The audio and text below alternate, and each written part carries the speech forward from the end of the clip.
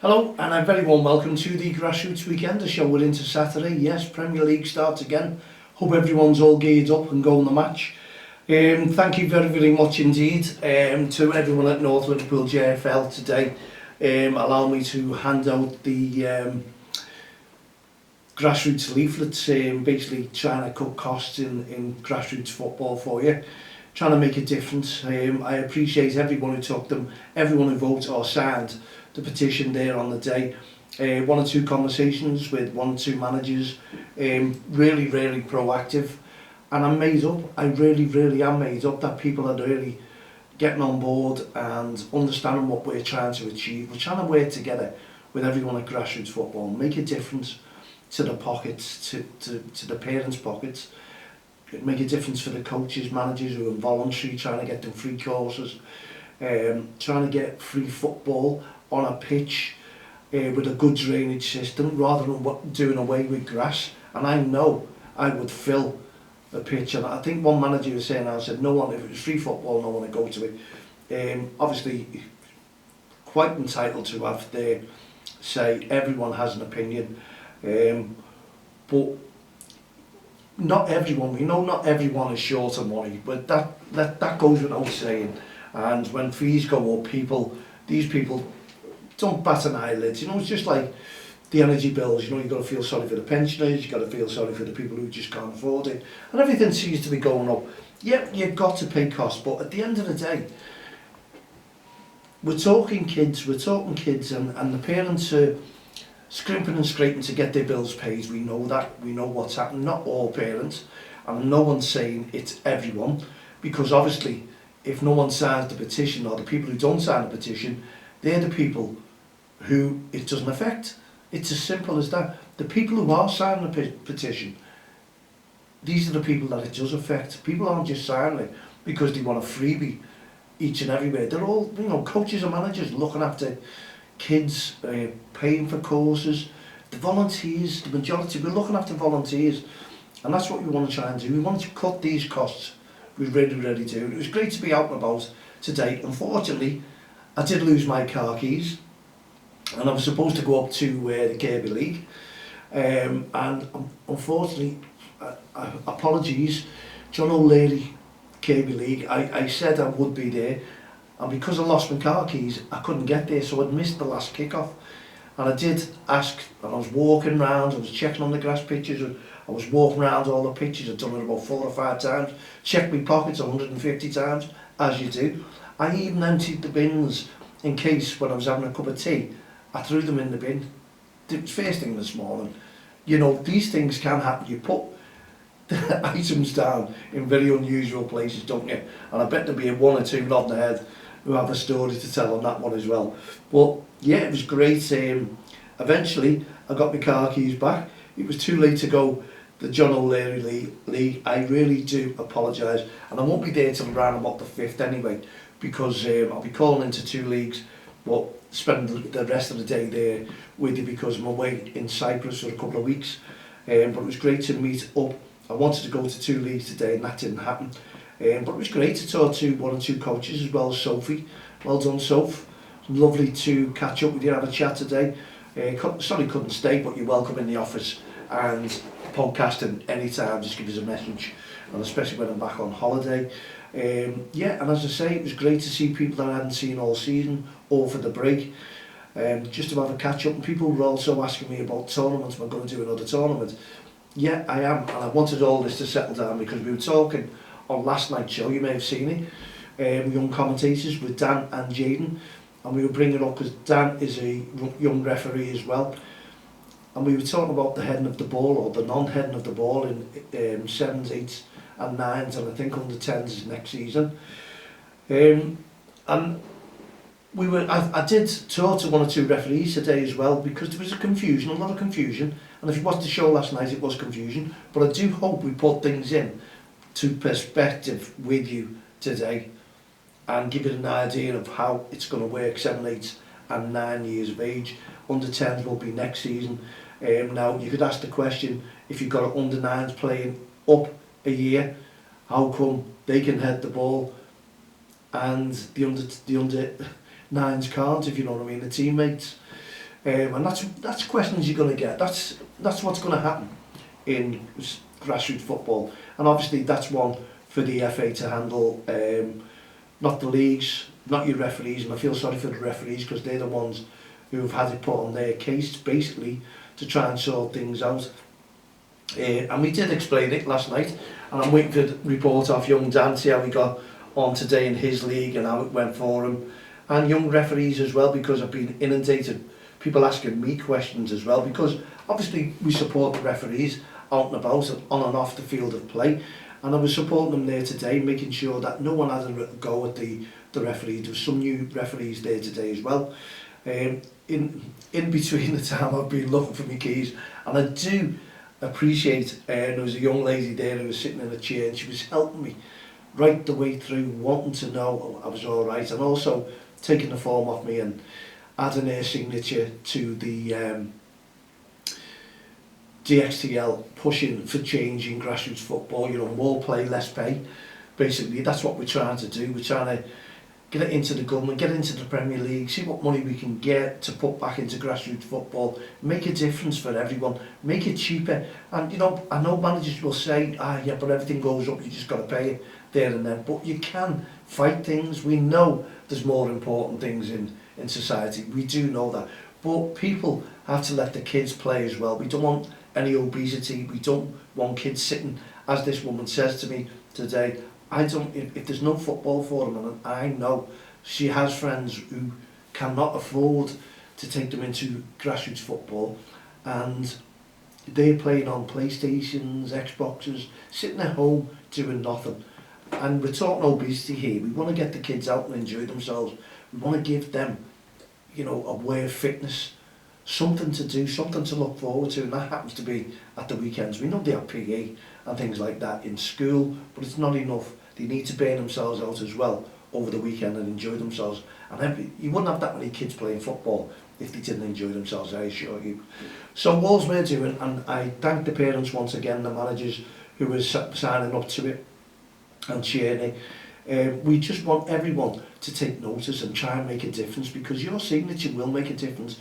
We need 100,000 signatures, and we'll get them from all over the country. I understand that. I know what's happening. We're putting flyers out to explain to people why we're doing it and what we want to do. We want to make a difference for the kids in grassroots football. We want to try and give change, give something back to the communities, not just in one area, but all areas. And we want a massive, massive pot. And DXTL would love the opportunity as a government, not as an organisation, a community interest company, which means it's the next best thing to a charity. But what we do in a community interest company is everything goes back into the kids. That's the way it's supposed to be. That's the way it's supposed to work. And if you look what we're trying to do, we're trying to achieve that. We're trying to get into funding, lottery grants. We need that to make a difference and give the kids a voice. And that's what we want to try and do with our petition as well. Give the kids a voice, give the kids a say. Let them enjoy some free football for a change. You know, kids don't understand that it's mums and dads who are working very, very hard to try. If they need a holiday, they need a holiday, but they also have to pay into subscriptions, affiliation fees, sign-on fees. We all know what we're trying to do. And talking to parents today, the feedback was unbelievable. These parents didn't hold back on signing. They didn't. They understood, and they were made up that someone is trying to make a difference for their kids, their children and their pockets. And that's what we want to do, because having change is better in your pocket than elsewhere on organisation spending.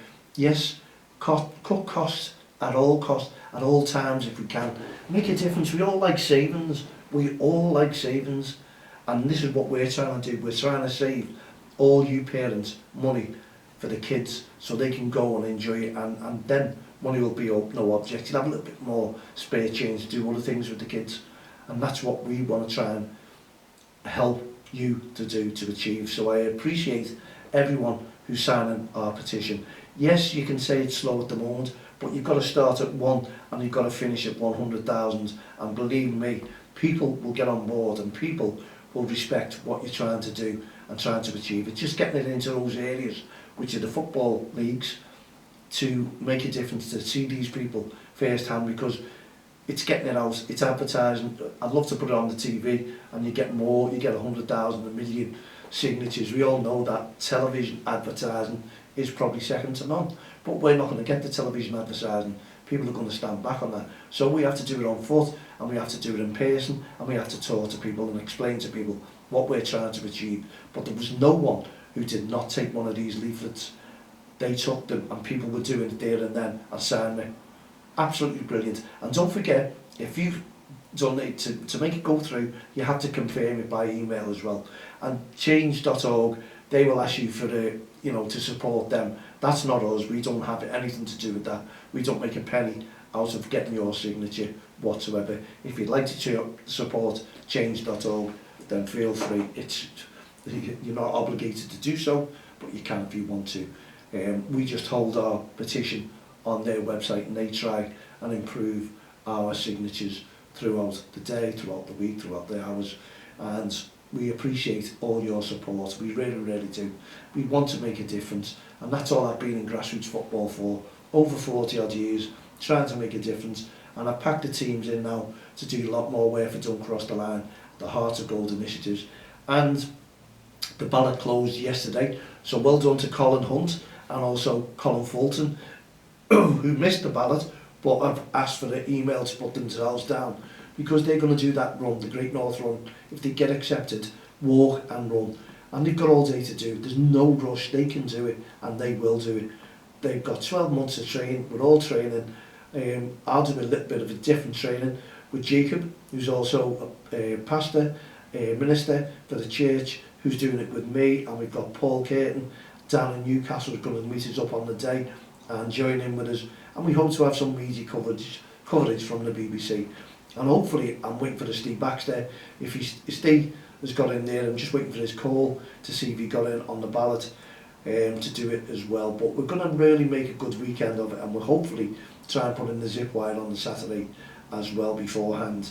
And that's the one in Wales. So from Wales we go to Newcastle and make a weekend of it, a double activity or challenge, if you like, because it's 13.1 mile. If anyone was interested in putting it down, the Great North Run in Newcastle. And as I said to Colin, the lads, we done most of that when we were doing Hadrian's Wall. We walked a long, long way past all that and saw the bridges, where they run to, and we've obviously walked half the way that they've run as well. So there you go. So we're trying to do everything as much as we can with Don't Cross the Line, our Respect programme, Heart of Gold initiatives, No Ref, No Game. We need you to support our referees as well. And by the sound of things and look at things, it looked very, very well. It's great to see Julie and Bob on the committee as well there, and Peter, the referees, the sons, Luke, who was there as well. And as I say, Sophie, one of the managers, she's put her team in for the first time, and she's enjoying it with Kirby Town. So well done to Sophie once again, and best of luck to your team. And we will go up and see your team in the next couple of weeks and have a little chat to them, and defo put them right about what they're supposed to be doing to support the referees. So yeah, what a very, very proactive day. Once again, apologies to the John O'Leary League in Kirby. I will be getting there, I assure you. I apologise. Hopefully you'll get this message on there, and we'll be up there in the next few weeks or so to make a difference with you. Well, look at that, the time is flying. We've got 2 minutes left of the show. I hope you've really enjoyed it, and I've explained to you what exactly is all this petition about. And also the heading of the ball. If you watched last night's show with young Dan and Jaden, we explained a little bit more. We were all confused, yeah, but let's see how it goes. If you've been involved in all this, mal@don'ttexttheline.com, add me as a friend on Facebook, Twitter, LinkedIn, all the social network sites. Let's know how your mini soccer went today with no heading of the ball. Was there anything that managers were questioning? I know they were questioning me today, asking me what did he think of it, and opinions. Everyone has their own opinion, so hopefully you got through it, and let's hope over the next few weeks we can work closely with the county FAs and what have you, and make a difference all around in grassroots football, because that's what Don't Cross the Line is all about, bringing communities together since 2003, and there's not going to be stopping there. We want to make a difference to your pockets, to your children, and we want to make it more looking forward to of the weekend without making you skint. Simple as that. Thanks for tuning into the show. We'll be back again oh no, we'll be back again tomorrow. So it's all Premier League today, and we'll try and get out to one of these Premier League grounds and give our flyers out as well for grassroots football, because how many of those go and watch their kids after the Premier League as well? So if you see us, don't cross the line, making a difference, pushing for change, and as we say, more play, less pay at grassroots football. We'll see you tomorrow around about 6. Good luck to Liverpool. Let's hope we can keep a clean sheet today, and Andy Slot holds the record. Yeah, first manager to keep 4 clean sheets on the run in the Premier League. Have a great evening. Good night, God bless.